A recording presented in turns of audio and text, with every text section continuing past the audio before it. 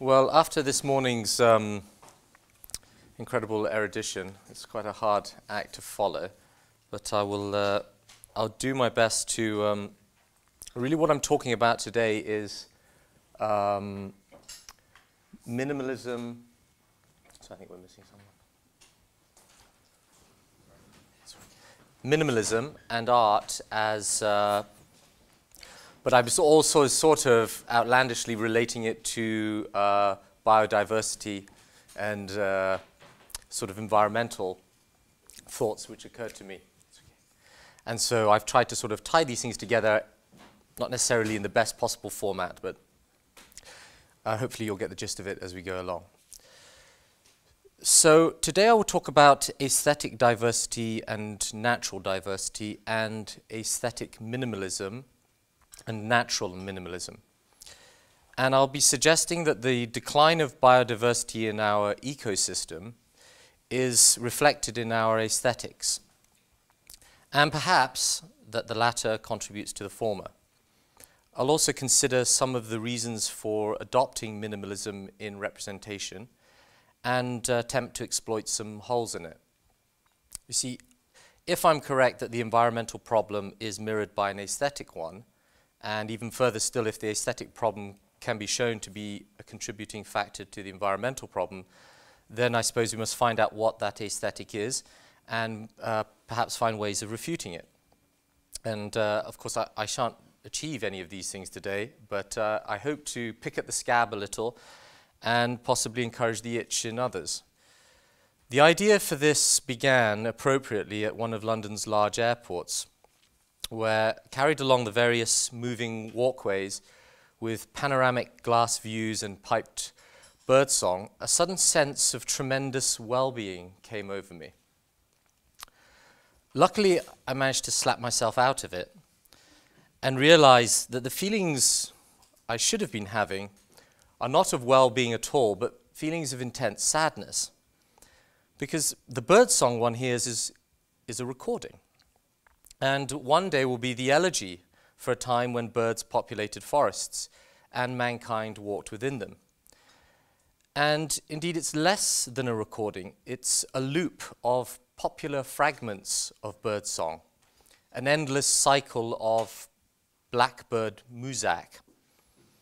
And what it represents is not real woodlands, but an idea of a woodland. So borrowing from Baudrillard, this is what one might call operational values in the void. We have the illusion of the value of nature, and indeed it functions as a value, but it's not representative of anything anymore. Baudrillard famously talks of the university degree as a value that now represents no thing, the degree being exchanged for meaningless work in a sort of collusion, what he calls a simulacrum of work being exchanged against the simulacrum of a diploma. And he says the petty squabbling that goes on between the teacher and the student is a sort of nostalgia for a time when people were united or enemies over a stake of knowledge. Nature, it seems to me, is rather like this, in that it's an operational value in such as it has a currency in the world. And of course it still has real value in certain places in the world. But its currency in the modern airport, for example, is to act as a pacifier, to assist us in coping with its absence. So that thing we call birdsong, which has an operational role, is not real birdsong, or even, as I mentioned, a proper recording. It simulates an idea of birdsong. Its function is not to bring us closer to birdsong, but to allow us to live without the real thing. And, importantly, without the exchange. In order for the birdsong to be real, I suppose, it has to be appreciated with the, say, the discomfort and sacrifice of going into woods or waking up early in the morning. Perhaps this is the exchange that is necessary for reality to appear, to reveal itself. Now, I think the word sacrifice is helpful here, as it underlines the idea of exchanging something that we value. It would be strange to talk of being in love, I think, if we were not prepared at least to sacrifice something for the recipient of your love. Love doesn't appear, as it were, without the exchange. the exchange being the sacrifice of something dear to us. In other words, I exchange my time or possessions as a sacrifice for the manifestation of love to appear. Another way of seeing this is through something like a pet dog. Apparently, so I read, a dog costs its owner on average £20,000 over its lifetime. It also chews your favorite shoes, leaves hair everywhere, demands walking at inopportune moments. And I know all this because I recently acquired a new puppy. It chewed through our internet cable on the first day. But the dog clearly adds something to my life. And it's not just the wagging tail and the eternal forgiveness that's so appealing. It's precisely because they require a sacrifice from us. And in offering the sacrifice, something new emerges between us. And this is, I suppose, the great utopian dream or dystopian nightmare, delete as appropriate, where it's a world where we can enjoy every kind of fantasy, pleasure, and curiosity without any exchange being necessary, where one needn't walk a dog or feed a dog in order to have the pleasure it gives. This vision makes the mistake, I think, of assuming that the pleasure I get from the dog is to be found by analyzing the dog, rather than what the dog demands of me. It isn't just birdsong that caught my attention recently at the airport. The constant ambient temperature of the terminal should remind one that it's perhaps at the expense of temperatures worldwide. But also it somehow devalues the human body that is brilliantly designed to cope with variations in temperature. Now, were I a reptile, I might see the reason for creating this environment within a glass structure that says, in the jargon of postmodern design, bringing the outside in. This is something I hear quite often stated in design programs. But it brings nothing in, only an image, an idea. Mirrored buildings do, it is true, give us a greater expanse of skies and scudding clouds, but they just reflect it. We have the beautiful view without the risk of getting rained on. Again, we appear not to have to sacrifice the one in order to achieve the other. Contrary-wise, the old world designs of, for example, the Georgian and Victorian era, whilst uncomfortably part of that old, unsustainable world, are in truth a haven for bats, swallows, martins. The barns give refuge to owls and kestrels, where they learn to make homes on the backs of our design. But our modern reflected glass buildings cannot offer purchase to a simple wasp nest, let alone lichen or ivy. And this is in an age where honeybee populations are declining, along with natural habitats, and biodiversity is a buzzword of the green lobby. So I asked myself, why is minimalism in design and art so appealing? Why, and indeed, why is the opposite to minimalism, what we might call the illusionistic, the multifarious, the narrative, the emotional, the subjective, indeed the normative, so unappealing, so contrary to the prevailing aesthetics of our time? Why did the minimalist painter Ad Reinhardt exclaim, "The more stuff in it, the busier the work of art, the worse it is. More is less, less is more. The eye is a menace to clear sight. The laying bare of oneself is obscene. Art begins with the getting rid of nature." Or another quote on minimalism, "Simplicity is not only an aesthetic value, it has a moral perception that looks into the nature of truth and reveals the inequalities of materials and objects for the essence, to exclude the pictorial, illusionistic, and fictive in favor of the literal." Or Yves Klein's 1958 exhibition, The Void, in which viewers were presented with an empty room. Because in Klein's own words, "My work with color has led me, in spite of myself, to search little by little, with some assistance, for the realization of matter, and I have decided to end the battle.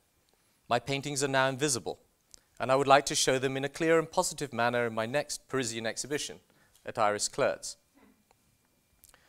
Reinhardt was talking in response, I think, to the extreme subjectivism of abstract expressionism.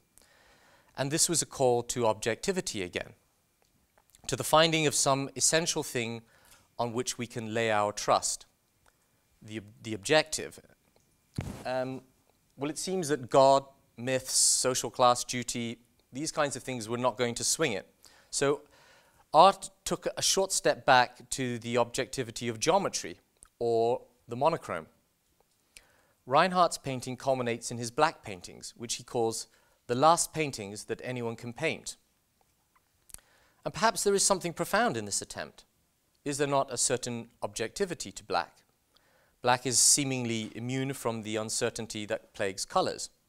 How red is that red depends on how blue is the blue next to it. And painters here are aware of this is how we paint. We decide on the relation between them. And we never really know the thing itself, how red it is. In colors, we are apparently all adrift, deciding the color to paint not on the essentiality of the thing itself. Black, however, makes a stand as something of an absolute, the absolute negation of color. And this seems to me to be a conclusion of the minimalist thesis in painting, the attempt to find an absolute essence. And Yves Klein does it, we might argue, by presenting invisible paintings. They reach a pure level of objectivity in that they are unavailable for comment. The subjective powers of the viewer cannot work upon them. In being substantiated by nothing, they achieve, to my mind, something of a Pyrrhic victory for minimalism. The essence is nothing. Minimalist sculptors have not gone quite as far as this, instead placing their trust on geometry and the alleged purity of basic geometrical forms. And again, this seems to offer something of the objective. But the point it makes is quite basic. Here is a triangle, for example. And so the minimalist painter cannot say more than, this is red, or this is a stripe. And Barnett Newman's Voice of Fire, which is two blue stripes bordering a red stripe, characterizes this conclusion. So at this point, it seems clear to me that the minimalist aesthetic is driven by a quest for essence. And I think this paints something of the background philosophy behind minimalism. And I think it seems to be pushing us to some kind of foundationalism, but I'll let the philosophers argue that one out. I point this out because I think there's a tendency to view minimalist design, for example, as speaking of the future. And critics of it are often considered to be simply recalcitrant oldies, a la Roger. People unable to cope with this brave new truth of our world. But is the quest for essence really a sophisticated approach to understanding the way the world is? My instinct is that this is a fairly clumsy and linear way of viewing the world. And I'm reminded of the late great quantum physicist Hans-Peter Dürr that Jacob and I were very lucky to meet some years ago. While speaking of quantum physics, he said that in his view, and he was the student of, I forget who's his student of, Heisenberg, and he said, I believe that the poet or the artist might be better placed at understanding the world of physics. This was his conclusion after his life in it. Nevertheless, the brave new world we live in seems to be characterized by this blazing reduction of everything down to the functions of neuroscience or explained away by evolutionary psychology. And so the meaning of pain becomes C fibers firing and love perhaps a level of serotonin or oxytocin. New generations are left doubting the integrity of all our human experiences except the worldview that drives this doubt. And I think the hegemony of this view should at least be discussed. Now, other than the quest for essence, another possible reason for a minimalist thesis might be the invocation of Occam's razor, the principle of parsimony. I assume this because I think this is where the less is more argument in art and design gathers strength. Since in science and philosophy, it's often accepted that the hypothesis with fewer assumptions is preferable. But I wonder if this is to misappropriate a principle. Philosophy, and moreover science, use such a principle in order to simplify the process of untangling a problem. It's used heuristically. It's not logically better, but more testable, more falsifiable. But is the explanatory power of art testable? It seems that art surely has explanatory power of some sort, but I'm not sure it's testable or predictive in the way a scientific hypothesis is. Art may hope to represent something of truth to its audience, but what it offers is not open to testing, since its effects seem to be subjective. Now, in Reinhardt's case, I suppose art is functioning as a hypothesis of sorts, that the black paintings are the last paintings to be done, that the essentiality of a black canvas, the fact of the absoluteness of black, will convey the subjectivity of all other painting. But painting didn't stop with Reinhardt. Some might argue that it should have, that to make a narrative painting or sculpture after someone like Reinhardt is to be ignorant of the history of art, and that what one is doing is enjoying kitsch, i.e. playing with false values from a corrupt age because one is not strong enough to embrace the truth about us. Hence, to build a brick building with ivy growing up the walls is considered aesthetically lame, even if it's a comfort to us. But it seems contemporary art and design of the type I'm discussing today demands that we accept this vision of the world. The vision is truly terrifying, and that is how people often feel when confronting a Richard Serra sculpture. But Serra is an artist, and he's challenging us. Our airport, however, is doing something quite different, and I think that's why we are piped birdsong. Effectively, I think we are being told, all that you value is an illusion, you are a mechanism we are trying to solve, and the birdsong shops and restaurants act as some kind of aesthetic Valium. The simulation of nature is a palliative care for this loss of illusion. Actually, I think it's even more sophisticated than that, because this vision contains a promise of salvation within it. Not the promise of an afterlife, but an implicit promise that perhaps life need not end at all, that technology will find a way. Hence, an HSBC advert that I saw at the airport that very day tells us, with this tagline, nature and technology will work as one in the future. And boarding the latest giant jet, I think we can for a second believe how great we are, that maybe we can just about redesign the planet so that we can watch television for all eternity. And the picture of a robot bee on that same poster carries an implicit promise that somehow the honeybee populations can be built. And I think these kind of adverts collude with the giant glass buildings and the monochrome paintings.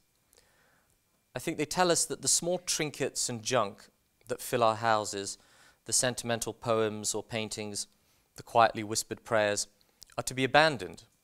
Indeed, that these things are the false clutter, the folk psychology left behind by the old white male age that's coming to an end. And minimalist design reinforces our trust in something beyond us, rather like a cathedral once did. Only these glass cathedrals do not promise an afterlife, nor indeed any advice on living this one. Just a factual statement. This is a pyramid, for example. But it does agitate a response. And I think it's a complicated set of feelings that it urges. The dominating size perhaps urges fear and obedience, whilst the advertised sustainable pedigree that you can see advertised on the many of the websites connected with these buildings demands a type of praise. They, to my mind, conspire with that type of HSBC advert to offer a picture of the God of our time, technology. And I think that is the salvation we are offered in the subtext of minimal art. But of course, it's not easy to introduce a new God. The old loyalties die hard. So there must be a degree of syncretism. And the Romans taught us this. They taught us that expansion is easier this way. Gods can be fused and a new set of values imposed covertly. And so it is with our piped birdsong. The clever simulation of it allows us to believe that it is there, should we choose to visit it. Technology absorbs the natural world and projects the simulation of it. We can have it without the inconvenience and sacrifice of actually confronting it. And it permeates garden design. And we see so many of these arid stone structure gardens now with a minimal number of very strange, otherworldly plants. And I think the message they convey is the world is man, the world is manufactured, and here is something green to keep your old unsavory habits satisfied. The natural world becomes that embarrassing relative that keeps showing up to embarrass us and remind us where we came from. And I think that the way that we deal with this now, or not we deal with, the way it's dealt with is by overly kitschifying it. You make it go away by turning it into a fashionable accessory, and thereby nullifying any significance it might have. Hence, modern kitchens that look more suitable for a post-mortem are given a tiny nod to the kitsch, a garden gnome perhaps with some herbs growing out of it, which is brilliantly funny. It's a postmodern joke. It's so ghastly, it's so kitsch. But the only thing that is ghastly, to my mind, is the embarrassment that we now have for anything that shows our latent sentiments towards the natural world. Now, one might retort that Japanese minimalism is an aesthetic in which both parsimony and nature exist together, and that minimalism need not reflect an anti-natural or anti-diversity tendency. And I think that's correct, and I would agree with it. But Japanese minimalism, or simplicity, which I think is a better word to describe that type of design, is, I would argue, quite different to the type of Western contemporary minimalism that I've been talking about. Different in both the way it works, whom it serves, and what it hopes to transmit. Now, I don't have enough time to cover this, but the Japanese Weltanschauung, wabi-sabi, projects the teachings of Zen Buddhism. And the minimal designs with the asymmetric natural objects are there to propound ideas of impermanence, change, and emptiness. Contemporary Western, or perhaps more accurately, global minimalism is not of this order. It serves something other than the community of monks or a community choosing to follow a philosophical tradition. Now, the conclusion, I'm wary about what conclusion to draw there. So I decided to borrow some of Roger Scruton's words, Archianasa in Scruton's Periction in Colophon, where she says, "A new architecture arose, and with it a new form of life. These unarticulated verticals and blank screens of walls all speak of a flight from the city into some distant barricaded place, where neighborliness expires and people live for themselves alone. Vast and overbearing though the buildings of New Colophon may be, they have no air of permanence. The raw utility of these buildings speaks not of us and our right of dwelling, but of them, the anonymous powers that are using us for inscrutable purposes of their own. That is why these buildings are perceived as a desecration. Nothing of the sacred remains in them." The minimalism that I'm talking of today is, I think, functional. It functions at the service of some global commerce. We enter the spaces as individuals and are sedated by the simulacra of nature without the effort of exchange, of having to decide whether birdsong is worth getting rained upon for. We're free to enjoy the hyperreal with all its excesses and delights. Exchange is apparently eliminated, and desires are met with greater expediency, but at the cost of reality, because sacrifice is gone. And as I've expressed, when no sacrifice is required, I think we diminish our own sacredness. We devolve. What we lose, not sacrifice, but lose, is our capacity to exchange what is dear to us and thereby receive the grace that comes from offering a gift, freely given, yet dear to us nevertheless. And that is the exchange, I think, whereby reality presents itself. So any discussion of representation in art or otherwise, I think, must allow for this exchange. And that is why we must, amongst other things, paint from life, because we have to exchange our time and discomfort in order to confront the thing that we're painting. And that wraps up what I'm going to say. This is what I discovered traveling through a London airport. And it's up to you to tell me I'm mad, mistaken, or otherwise.